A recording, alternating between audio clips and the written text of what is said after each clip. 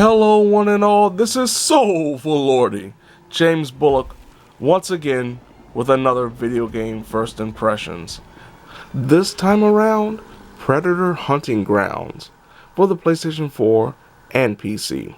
Now Predator Hunting Grounds is not only a game based off of the, of course, movie franchise, but also the developers who brought Friday the 13th to life.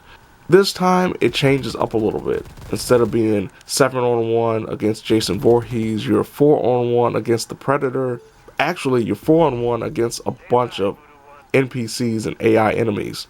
If you're playing as one of the 4 Marines who have, just like the Predator, various classes like Assault or Scout, depending on who you're playing as. If you're an Assault class, you're more of a heavy-handed, gun-toting, take no prisoners tank, while a Scout may be more resourceful, a little bit quicker, but doesn't carry a lot of heavy guns.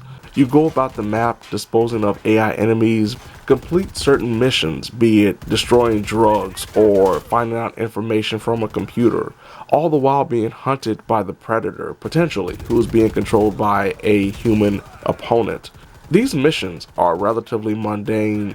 Go here, kill some enemies. It's not that difficult to survive the AI. The biggest problem for the human-controlled Marine players will be the Predator. A majority of the Predator players aren't very good, including yours truly. I will admit to that. And one of the main reasons for that is because the Predator, unlike Jason Voorhees, is incredibly weak compared to his adversaries. If you, as the Predator, come against a group who are sticking together, who are working, even without mics, working well together and are united, they will turn around and shoot the Predator down without any recourse. And it takes so long for the Predator to heal that by the time he does, he will be unable to even stand and will have to activate his self-destruct. And at that point, when he's activating the self-destruct mechanism, either the players can run away and try to get away from the blast zone, or shoot him even more and potentially kill him and take him as a trophy.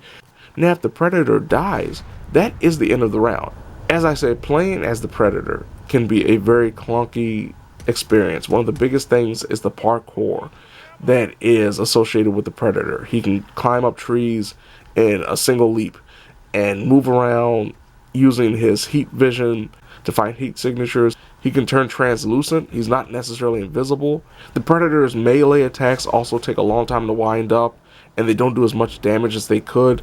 Also, if the Predator downs a human-controlled player, they have to take a trophy, which is, in this case, hitting the square button to officially kill them. If not, the players can actually revive that player and put them right back in the fight. The Predator as a character, as an adversary, is not threatening at all. And out of all the games that I played, only one time did the Predator wipe out the entire squad that I was a part of. And that was at the very end of the mission while we were waiting for the chopper.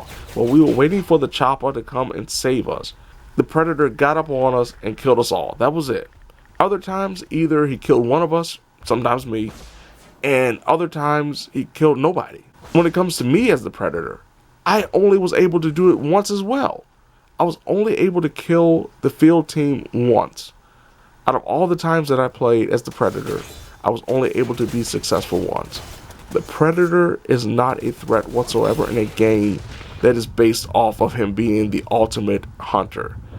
And that's what's most disappointing about the game. The game also provides upgrades and customization options, as well as this loot pack system that provides different skins and customization options as well, that you can use the in-game currency to purchase, but that really adds very little to the overall gameplay. Overall, beyond the lacking graphics, beyond the frame rate drops, beyond the fact that there's not much to do, the fact that the Predator doesn't feel like a threat means that the game is not fun. Because if you're going against him, you don't feel that scared. If you're playing as him, you don't feel that powerful. And that is the complete opposite of what I expected, especially coming off of the Friday the 13th game, where you felt, even though Jason wasn't the most imposing figure, you could get away from him a lot of times.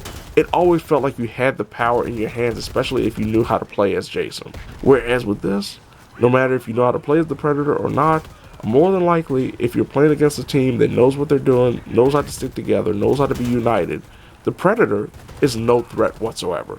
If you played any first-person shooters for any significant period of time, the Predator is not a threat, which means the game is not enjoyable. So there you have it. This has been Soulful Lordy, James Bullock, once again with another video game first impressions, Predator Hunting Grounds, for the PlayStation 4 and PC. Now, if you don't mind, I have to go into the jungle, because after playing Predator Hunting Grounds, I feel like I can actually survive in a one-on-one fight with the Predator.